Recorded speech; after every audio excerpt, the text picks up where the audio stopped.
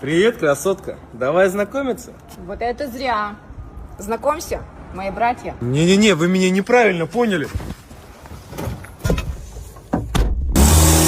Сейчас поедем по кочкам. Зачем? Это же турист, устроим ему напоследок аттракцион.